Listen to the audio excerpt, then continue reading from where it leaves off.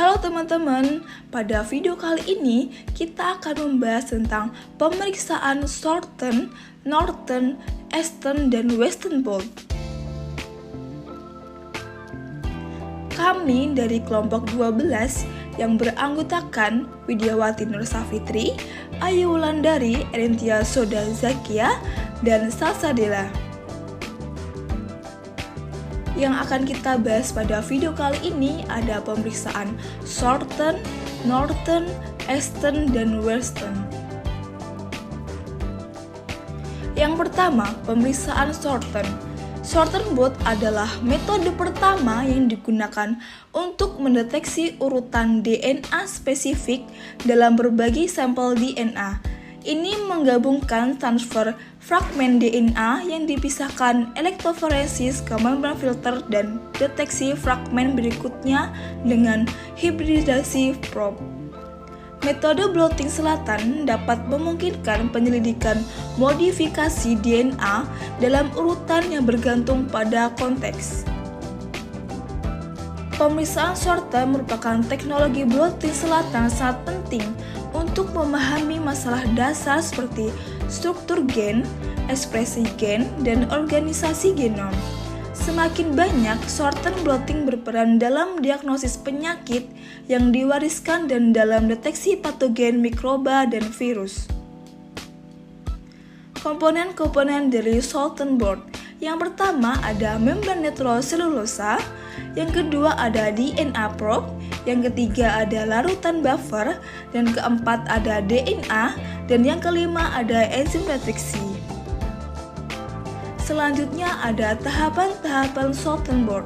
Yang pertama isolasi dan pemotongan DNA, yang kedua ada fragmentasi DNA dengan elektroforesis gel, yang ketiga ada transfer DNA ke membran nitroselulosa, yang keempat ada hibridisasi DNA, dan yang terakhir ada deteksi DNA.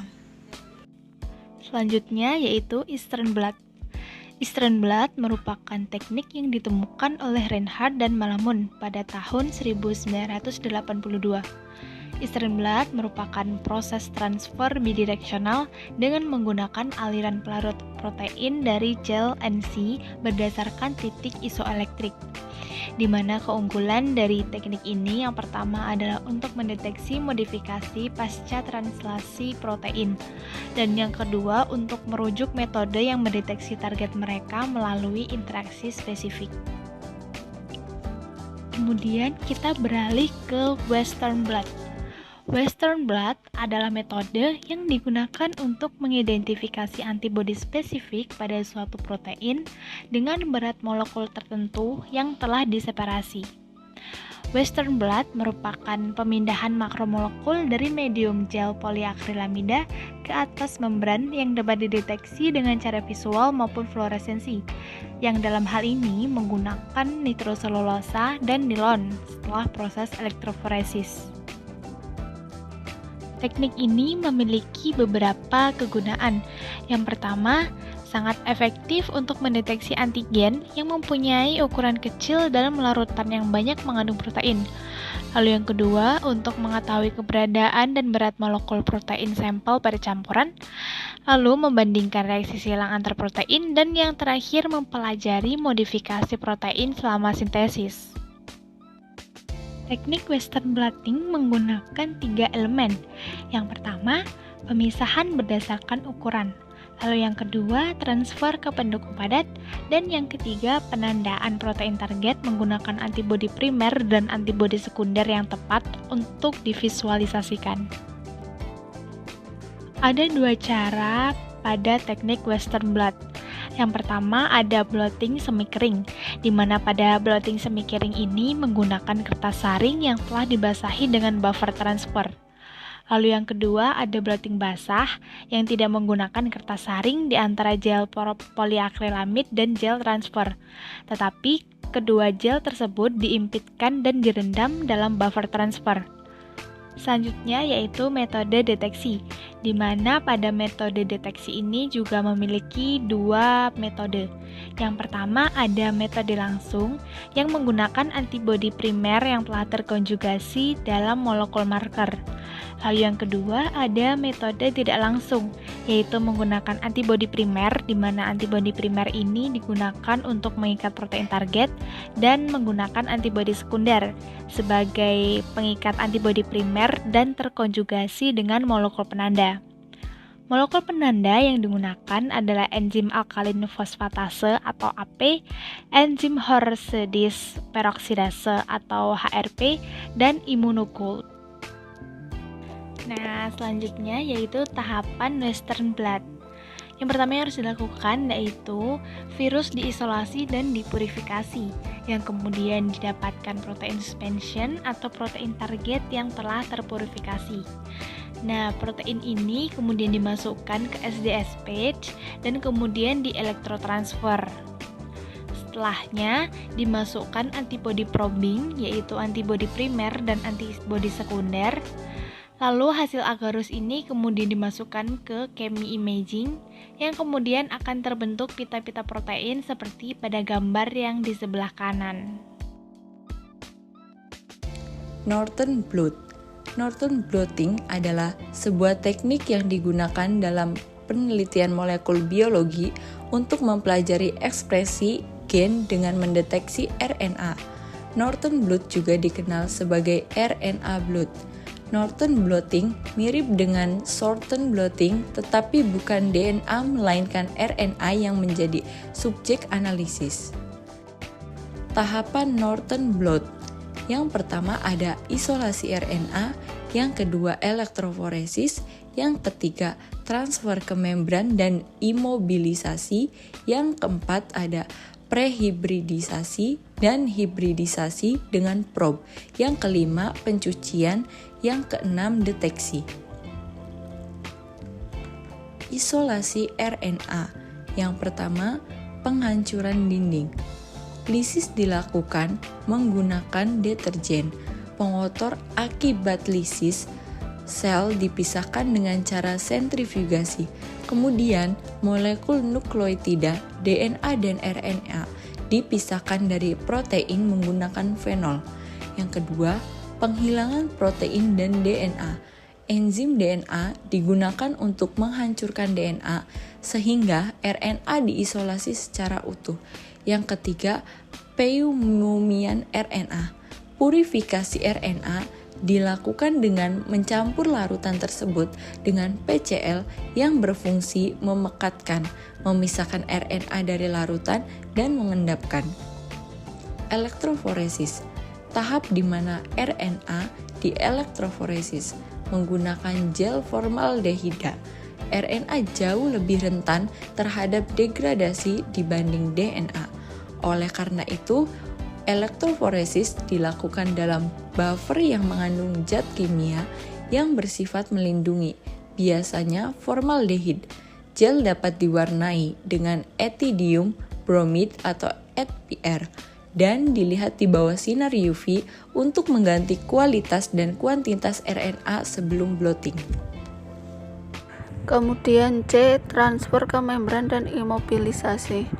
RNA yang sebelumnya berhasil diselesaikan lalu ditransfer ke membran nilon. Membran nilon dengan muatan positif paling efektif digunakan di bagian utara karena asam nukleat bermuatan negatif menghasilkan afinitas tinggi. Transfer buffer yang digunakan mengandung formaldehyde karena kehilangan suhu dari interaksi probe RNA yang dapat menyebabkan degradasi RNA. Setelah RNA ditransfer ke membran, maka membran harus segera disiapkan untuk crosslink RNA dengan sinar UV. Tujuan crosslink RNA adalah untuk membuat RNA terikat kuat di membran. Selanjutnya yaitu D, prehibridisasi dan hibridisasi dengan probe. Tujuan pemulihan prehibridisasi sebelum hibridisasi adalah untuk memblok bagian spesifik untuk mencegah probe yang untai tunggal dan mengikat sembarang bagian pada membran. Lalu, hibridisasi asam nukleat mensyaratkan bahwa probe melengkapi semua atau sebagian dari untai mRNA target. Probe harus diberi label, baik dengan isotop radioaktif 32P atau dengan chemiluminescence, di mana alkali fosfatase atau Horsedis peroksidase HRP memecah chemiluminescence substrat dan menghasilkan emisi terdeteksi cahaya.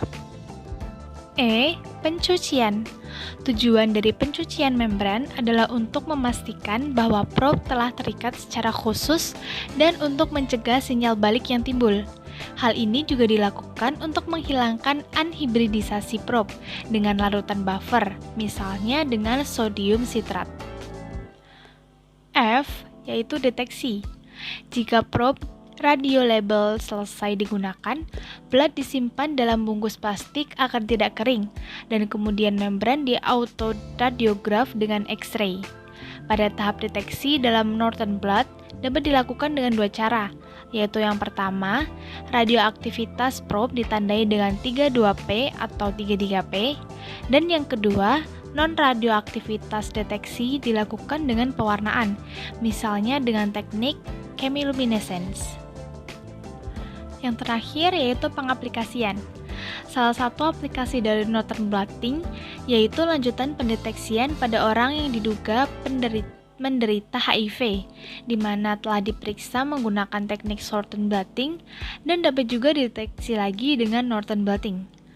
Teknik ini untuk mempelajari ekspresi gen dengan mendeteksi RNA. Mari kita simak bersama-sama video teknik blotting. Pada Northern blotting, kita ingin memindahkan fragmen-fragmen DNA yang telah terpisah dalam pita-pita pada matriks gel agarosa ke membran nitroselulosa, sehingga kita akan memperoleh replika pita-pita DNA pada membran selulosa.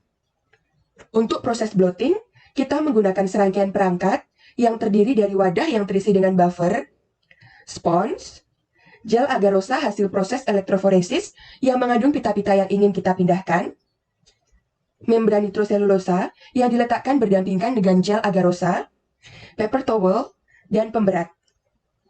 Proses transfer DNA dari matriks gel agarosa menuju membran nitroselulosa memanfaatkan kekuatan kapilaritas. Buffer akan naik menuju spons, kemudian mencapai gel agarosa sambil membawa DNA pada gel agarosa. Saat mencapai membran nitroselulosa, DNA akan tertambat pada membran karena afinitas DNA yang baik pada membran nitroselulosa, sementara buffer akan terus naik menuju paper towel. Melalui serangkaian proses blotting tersebut, kita akan memperoleh membran nitroselulosa yang sudah mengandung fragmen-fragmen DNA yang tertransfer dari matriks gel agarosa. Namun, DNA yang terdapat pada membran tersebut masih berupa untai ganda, sehingga kita tidak bisa menerapkan hibridisasi. Hibridisasi antara probe dan DNA pada membran hanya akan terjadi apabila baik probe dan DNA merupakan untai tunggal. Probe telah didesain sebagai untai tunggal, sehingga proses selanjutnya adalah membuat DNA pada membran nitroselulosa menjadi untai tunggal. Untuk menghasilkan untai tunggal, kita melakukan denaturasi dengan menggunakan buffer denaturasi. Kita akan memperoleh untai tunggal DNA pada membran nitroselulosa. Selanjutnya, kita memiliki probe berupa untai tunggal yang merupakan komplemen gen target yang telah diberi label atau pendeteksi.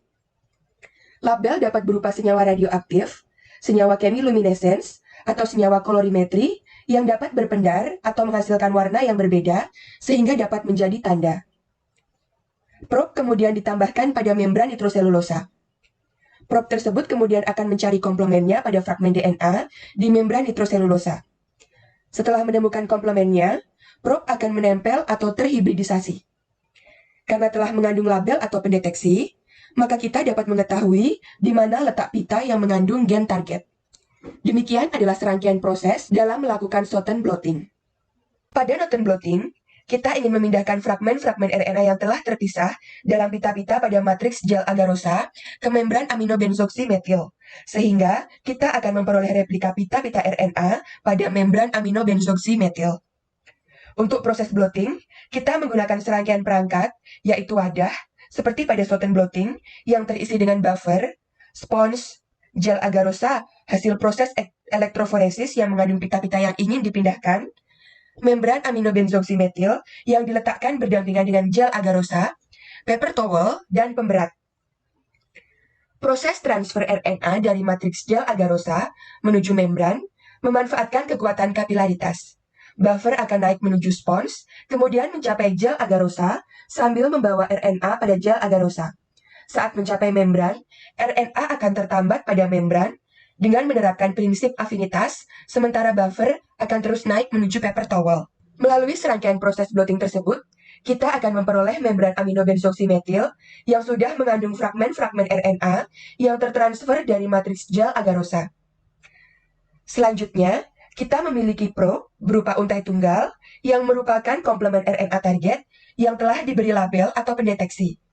Label dapat berupa senyawa radioaktif, senyawa chemiluminescence, atau senyawa kolorimetri yang dapat berpendar atau menghasilkan warna yang berbeda sehingga dapat memberi tanda. Probe yang digunakan kebanyakan merupakan DNA, sehingga hibridisasi yang terjadi adalah antara RNA dan DNA. Probe tersebut disebut cDNA atau complementary DNA. Hibridisasi RNA dan RNA seringkali memberikan hasil yang tidak terlalu baik dibandingkan hibridisasi RNA dan DNA, sehingga DNA lebih sering digunakan sebagai probe dalam Norton blotting. Probe kemudian ditambahkan pada membran. Probe tersebut kemudian akan mencari komplemennya pada fragmen RNA di membran. Setelah menemukan komplemennya, probe akan menempel dan terhibridisasi. Karena telah mengandung label atau pendeteksi, maka kita dapat mengetahui di mana letak pita yang mengandung RNA target. Demikian adalah serangkaian proses pada Norton blotting. Selanjutnya kita akan melakukan probing atau deteksi. Detektor harus mampu berikatan secara spesifik pada protein target sehingga digunakan antibodi. Antibodi dapat berikatan secara spesifik pada protein tertentu, sehingga sebagai probing, antibodi didesain sebagai anti terhadap protein target. Antibodi tersebut kemudian diberikan pada protein-protein pada membran. Namun, sebelum proses probing melalui hibridisasi antigen dan antibodi tersebut dilakukan, proses blocking terlebih dahulu dilakukan. Proses blocking merupakan proses di mana kita memberikan blocking agent atau agen pengeblok seperti dry milk atau BSA atau bovine serum albumin, sehingga blocking agent tersebut akan mengcover atau menyelimuti membran yang tidak mengandung protein. Apabila proses blocking tidak dilakukan, antibodi, meskipun bersifat spesifik, masih mungkin dapat terikat pada area di luar protein pada membran, sehingga dapat memberikan hasil positif palsu. Melalui proses blocking, kita menghindari terjadinya error tersebut. Selanjutnya, membran diberikan primary antibody. Antibodi ini merupakan antibodi pertama yang diberikan, yang akan secara langsung berikatan pada target. Namun, primary antibody tidak memiliki bagian spesifik yang mampu menunjukkan hasil karena bukan merupakan reporter atau detektor dan tidak mengandung detektor berupa cahaya atau pendaran.